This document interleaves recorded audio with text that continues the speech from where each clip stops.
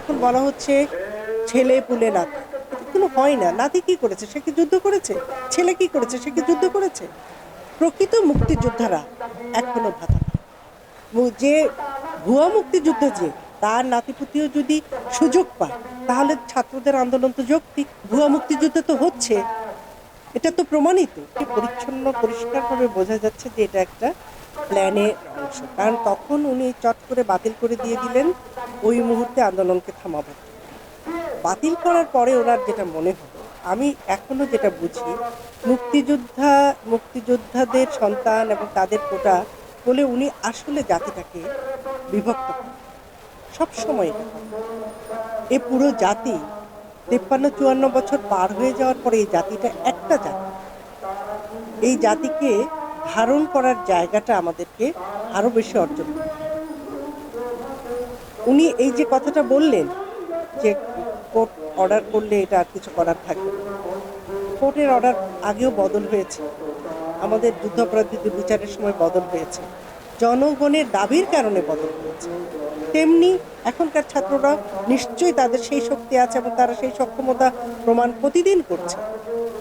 তারা তাদের দাবিও নিশ্চয়ই তাদের রাজপথে আন্দোলনের মাধ্যমেই তারা করবে এবং তাদের এটা স্বীকৃতি দেওয়া উচিত। তা না হলে এই বাংলাদেশে ন্যায্য অন্যায্য, ন্যায় অন্যায় কিছুই তো আর থাকবে না।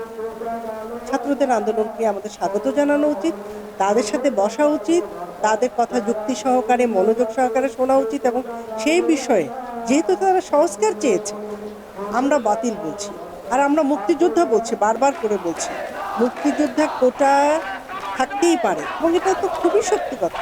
মুক্তিযোদ্ধারা কোটার জন্য, ভাতার জন্য যুদ্ধ করেনি, দেশ স্বাধীন করেনি। তারা একটি সেই ঔপনিবেশিক শাসন থেকে, বঞ্চনা থেকে নিজের দেশকে, মানুষকে, অর্থনীতিকে বাঁচাবার জন্য যুদ্ধ করেছে। আজকে সেই অর্থনীতি এবং সেই সমাজ ব্যবস্থায় যদি আবার তাদের এত ঐতিহ্যবাহী যে কাজটি, সেই কাজটির ভিত্তি করে যদি এই বৈষম্যটা তৈরি হয়, তাহলে তো প্রকারান্তরে কিন্তু আমরা মুক্তিযোদ্ধাদেরকেই খাটো। এই যে তারা ব্লকেট করছে, এর মধ্য দিয়ে তারা তাদের ক্ষোভ প্রকাশ করছে, কিন্তু এর মানে এই নয় যে তারা রাষ্ট্র অচল করতে চাইছে। তারা তাদের ক্ষোভটাই প্রকাশ করছে। আমি তাদের এই ক্ষোভের সাথে সম্পূর্ণ একমত, বিকজ অনেক দিন ধরে তারা বঞ্চিত হচ্ছে। আমাদের দেশে প্রচুর ব্যক্তি ছাত্রদের আন্দোলনকে এত তুচ্ছ করে দেখার কিছু নেই। ছাত্ররা অত্যন্ত ন্যায্য এবং যৌক্তিক জায়গায় রয়েছে। আমাদের মুক্তিযোদ্ধাদের সম্মানিত করার জন্য অনেক অনেক পথ ছিল বা আছে এখন, আমরা সেদিকে যাই না। আমরা শুধু যখন মেধা এবং কোটা এই যে জায়গাটি উঠে আসলো, আমরা প্রথমে আমাদের বর্তমান প্রধানমন্ত্রী কোটা বাতিল করে দিই। বাতিল করে দেওয়া কিন্তু ছাত্রছাত্রীদের চাহিদা ছিল না, তারা বলেছিল সংস্কার। তারাও এই সমাজের, এই রাষ্ট্রের নাগরিক, তারা জানে কিন্তু যে এই সরকারি চাকরির ক্ষেত্রে কখনো কখনো কোনো জায়গায় অনগ্রসর যারা, বিশেষ করে উপজাতি, তারপরে নারী, প্রতিবন্ধী, এই সমস্ত বিষয়গুলো অনেকটা সুবিধা পাওয়ার যোগ্য, কিন্তু তার যে মাত্রাটা এবং তার সাথে যে মুক্তিযোদ্ধা কোটা, এই মাত্রাটা মিলিয়ে যেটা দেখা গেল, সাধারণ ছাত্রছাত্রীরা অনেকটাই পিছিয়ে যাচ্ছে। 56% যদি এই সমস্ত কোটা থাকে, তাহলে আর বাকি থাকে মাত্র 44। এর মধ্যে দিয়ে লক্ষ লক্ষ ছেলেমেয়েরা পরীক্ষা দিয়ে পাশ করে কীভাবে তারা চাকরি পাবে এবং সেটা দিয়ে আমাদের এই সমাজকে, আমাদের এই রাষ্ট্র কাঠামোকে কীভাবে তারা এগিয়ে নিয়ে যায়। ঠিক এই জায়গায় কিন্তু সংস্কার চাইলেও বাতিল করি, এটাকে প্রকারান্তরে এখন অনেকটাই নাটকীয় ভঙ্গিতে এটাকে আদালতে নিয়ে যাওয়া হলো এবং এটার পক্ষে রিট করা হলো মুক্তিযোদ্ধা সন্তানদের। আমার একটা প্রশ্ন, আজকে 50 বছর পার হয়ে গেছে, মুক্তিযোদ্ধাদের যে সন্তানরা, তারা কিন্তু সুযোগ পেয়েছে, কম বেশি পেয়েছে। এই কথাটাও খুবই বলতে হয়, বারবার বলতে হয় যে বংশ পরস্পরাই যদি একটা ঘটনার সুফল পেতে চায়, তাহলে ওই ঘটনার সাথে যারা সংশ্লিষ্ট হতে পারেনি বা হয়নি, বা এখন যারা নতুন প্রজন্ম, তারা কিভাবে তাদের মেধা এবং তাদের প্রযুক্তি, জ্ঞান বিজ্ঞানের যে দক্ষতা সেটা দেখে, সেটা প্রমাণেরও তার জায়গা। এই জায়গাগুলো নিয়ে আমরা সকল মহলকে বলবো খুব সুচিন্তিতভাবে চিন্তা করে তারপর সিদ্ধান্ত নেব। এখন ছাত্রছাত্রীদের আবেগ রয়েছে, তাদের কষ্ট রয়েছে, প্রচণ্ড বেকারত্ব রয়েছে আমাদের রাষ্ট্রে। এরপরে তারা মাঠে নেমেছে। তাদেরকে এই ধরনের হঠকারী কঠিন কথা না বলে তাদের বিষয়টি আমলে নিয়ে যদি সরকার সুন্দর করে বিষয়টি বুঝতে চেষ্টা করে, এটা আমাদের ছাত্রছাত্রীরা কিন্তু বুঝেছে, তাদের আন্দোলনটা অত্যন্ত যৌক্তিক। তারা ইভেন মেয়েরা যে সোচ্চার হয়েছে যে আমরা নারীদের আলাদা কোটা চাই না, আমরা সমান অধিকার। আমরা অনেক সময় আমাদের বোর্ডের যখন রেজাল্টগুলি বের হয় তখন কিন্তু দেখা যায় আমাদের মেয়েরা এগিয়ে আছে সংখ্যার দিক দিয়ে। সুতরাং তারা বলছে যে আমরা মেধায় প্রতিযোগিতা করে আসবো। এই যে চিন্তাটা, এটা কত ভালো একটা চিন্তা।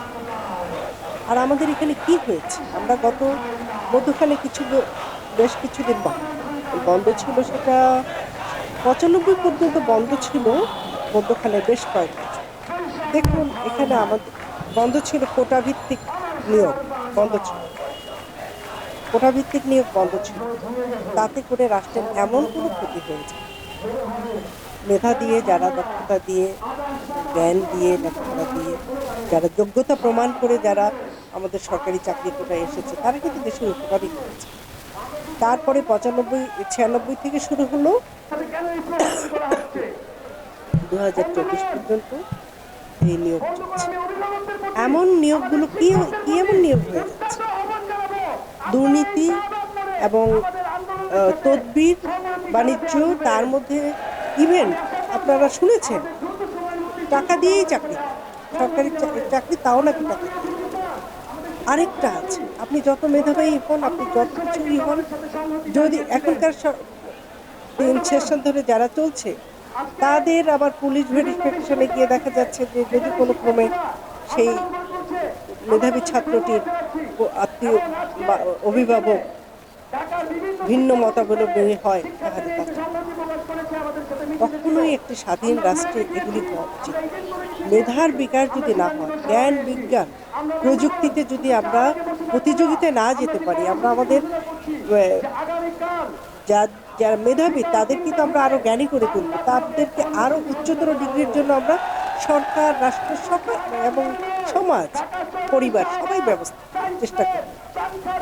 যখন মানুষ চাঁদে যাচ্ছে, আরো আধুনিক হচ্ছে, যখন রোবোটিক সায়েন্স চলছে, যখন উন্নত সমস্ত জ্ঞান বিজ্ঞানের চর্চা হচ্ছে এবং তার মধ্য দিয়ে জনমানুষ উপকৃত হচ্ছে, সেই সময়টাতে আমরা শুধুমাত্র পিছিয়ে আছি আমাদের এই নিজস্ব ক্ষুদ্র চিন্তাতে। এবং সেই চিন্তাগুলো কি, সব কিছু আমার এবং আমিত্বে থাকতে।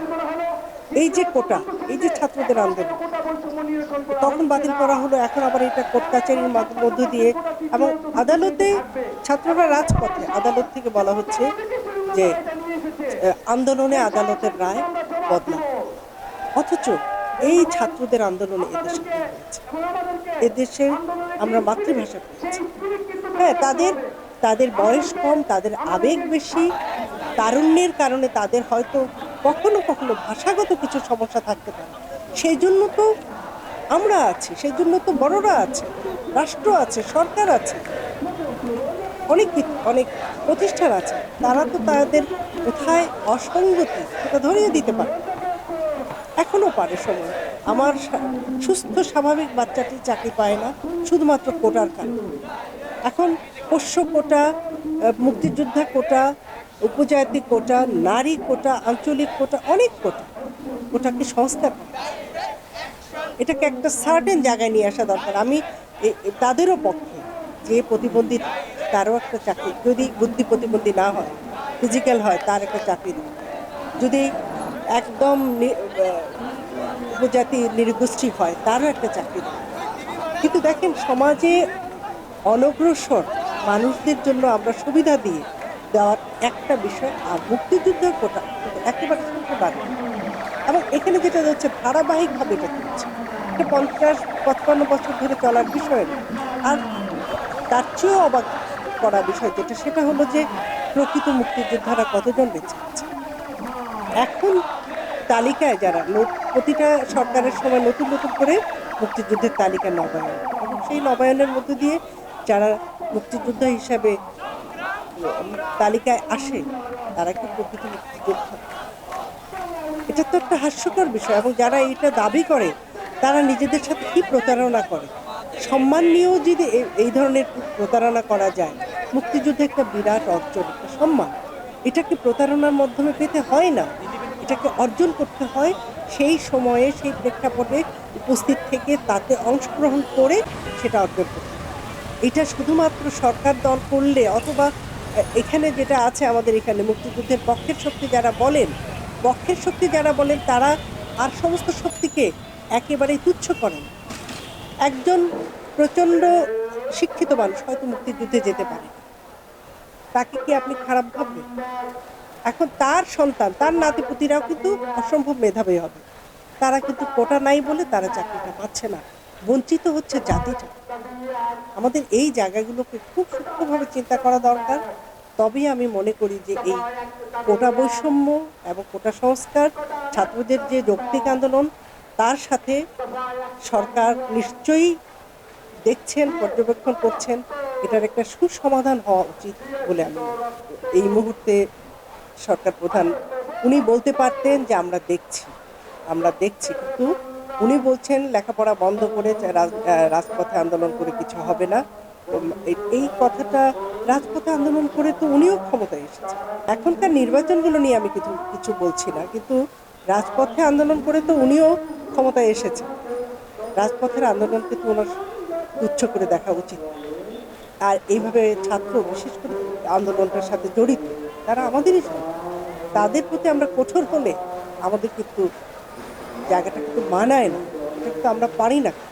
ক্রমান্বয়ে একটু কমবে, এটা ন্যূনতম পর্যায়ে ক্রমান্বয়ে কমবে। এই জন্য বলছি দেশ স্বাধীনের পরে যে ইয়েটা ছিল, সংখ্যাটা ছিল, সেটা প্রতি 10 বছর পরই কমা উচিত। তাহলেও কিন্তু এটা আর নতুন করে সংস্কারে হাত দিত। জামুকা নামে যে সংস্থাটি হয়েছে, তাদের কাছে ধর্ণা দেওয়া শত শত মুক্তিযোদ্ধা এখনো আছে, বৃদ্ধ হয়ে গিয়েছে, তারা আমাদের এখানে আসে, তাদেরকে আমরা কোনো উপকার করতে পারি না, কারণ এগুলি সমস্ত আমলাদের কাছে চলে গিয়েছে।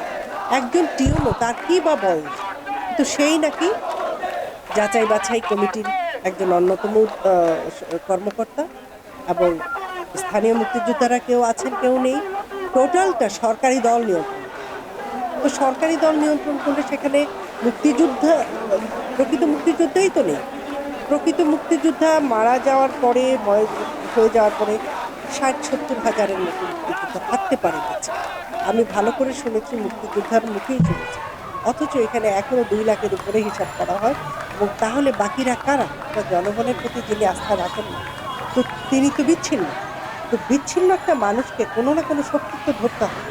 সেই হিসাব করে উনি মুক্তিযোদ্ধার কোটাটাকে খুব শক্ত করে ধরেছেন, যে এই যে মুক্তিযোদ্ধার কোটা বলে, অবশ্যই ডিভাইডেড অ্যান্ড রুল জায়গাটাকেই মাথায় রেখে করছেন উনি, যে একটা পরিবার, একটা গোষ্ঠী তৈরি এবং কত আস্থাহীনতায় ভুগছে, যে পুরো জাতিকে ভুগিয়ে শুধুমাত্র মুক্তিযোদ্ধা কোটাকে নিয়ে উনি বাঁচতে চাচ্ছেন। আমি বলছি পুরো জাতি মুক্তিযোদ্ধা, এবং মুক্তিযুদ্ধে যারা অংশগ্রহণ করেছে তাদের মধ্য দিয়ে কোটার জায়গাটা এসেছে। বাকি যারা মুক্তিযুদ্ধ করেছে কিন্তু তাদের কোটার প্রয়োজন হয়নি, তারা কোনো দাবিদারও হয়নি, তারা সবটা মিলেই কিন্তু একটা জাতি। তাহলে তাদের জন্য উনি কী দিচ্ছেন? তাদের জন্য সুশাসন দিচ্ছেন না, তাদেরকে তাদের নাগরিক অধিকার দিচ্ছেন না, ভোটাধিকার দিচ্ছেন না। না দেবার ফলে উনি প্রতিদিনই জনবিচ্ছিন্ন হচ্ছেন, এবং যে জায়গাটা, যে একটা মানুষের প্রতি যে একটা মায়া, দরদ, সেই জায়গাটা খুব কম দেখা যায়।